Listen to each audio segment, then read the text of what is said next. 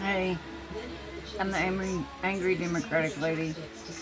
I just want to take a few minutes to say I'm very angry right now.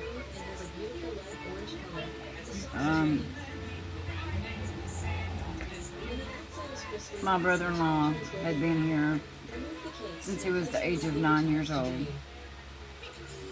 He worked, he took care of his kids, he never got in any trouble, and you really want to deport him.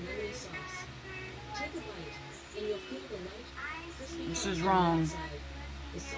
You're supposed to go and get the people that were the baddest of all people. But yet you get the good guys and you arrest American people as well. So I'm angry. My heart hurts. My heart hurts for my nieces, for my mom, my dad, my sister, my whole family. You took somebody that was the best person, and for no reason.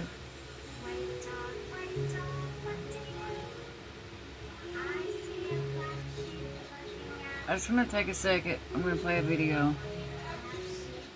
I want you to listen to this lady about Minnesota and what they're going through right now. Eggshells are rich in calcium carbonate and trace minerals. Soil pH, reduce soil acidity, and support healthy root development. Good afternoon, everyone. Thank you for being here.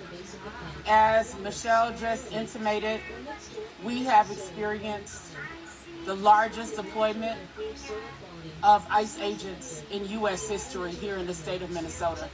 We know that the number of ICE agents who have been deployed here far outweigh the amount of so-called illegal immigration that happened. Not only that, on that point, but you see so much people being hurt in the DHS custody. You see people dying. And you think it's not right for us to have to worry about our loved one that you have in your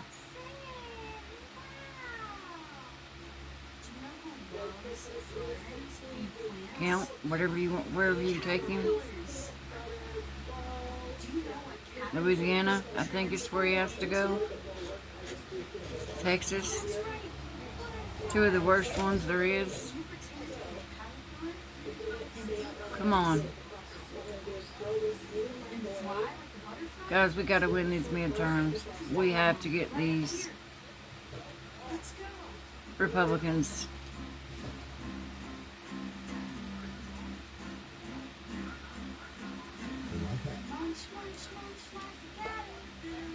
Here.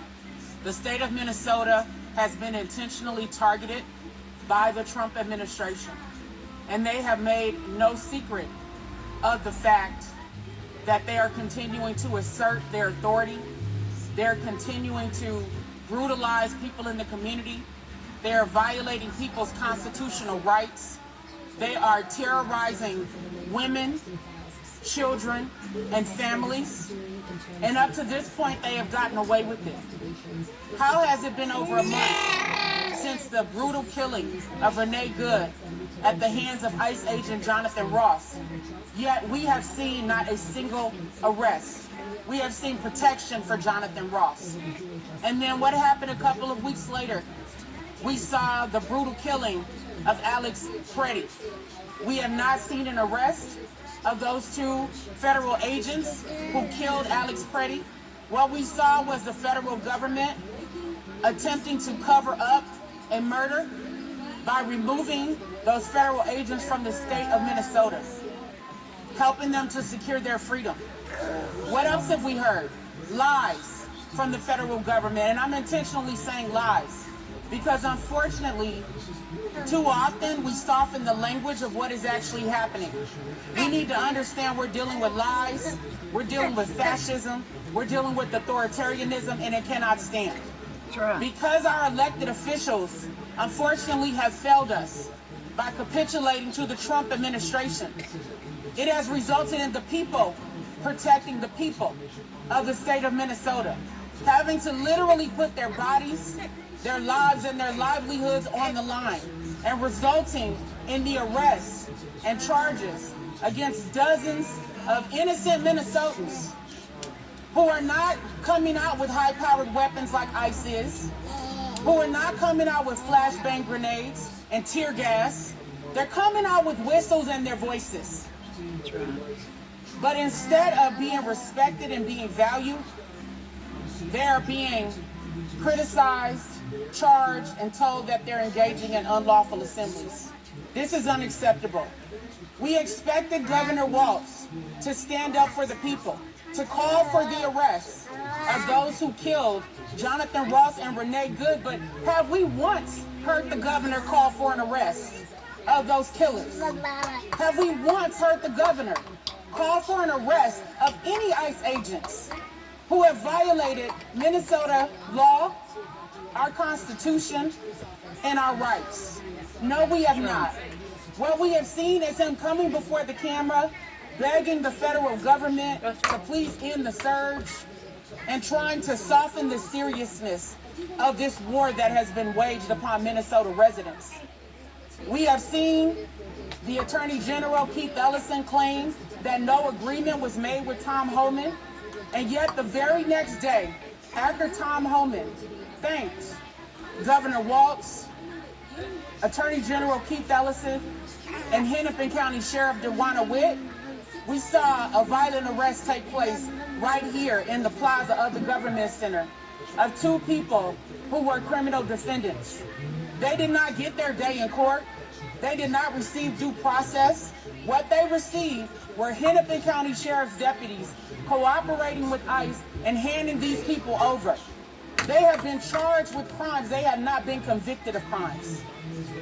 And then what just happened yesterday to a teenager in this community who is being charged with a crime? A chaotic arrest right here in the Hennepin County Government Center. We believe that it is no coincidence that these arrests are happening in the wake of Tom Homan thanking our elected officials. We want clarity, we want transparency, and we want honesty. We know we're not going to get it from the federal government, and we don't expect it at this point. But we do expect better and different from the leaders of Minnesota who vow to protect and serve the people of Minnesota and not to continue hiding whatever has happened behind closed doors. They also, although I have significant concerns about Hennepin County Sheriff DeWanna Witt, I voted for her, thinking that she would do better for the residents of Hennepin County. I do not want her to simply be a scapegoat in all of this. She is a part of the problem because she has not been honest about whatever was agreed upon. Her Hennepin County Sheriff's deputies have been cooperating with ICE from the beginning, and she has gone on. So there you have it.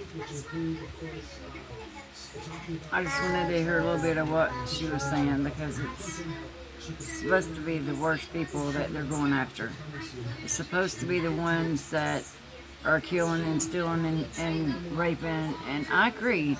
Anybody that's doing that, they don't need to be in this country. We have children, we have grandchildren. I am 50 years old.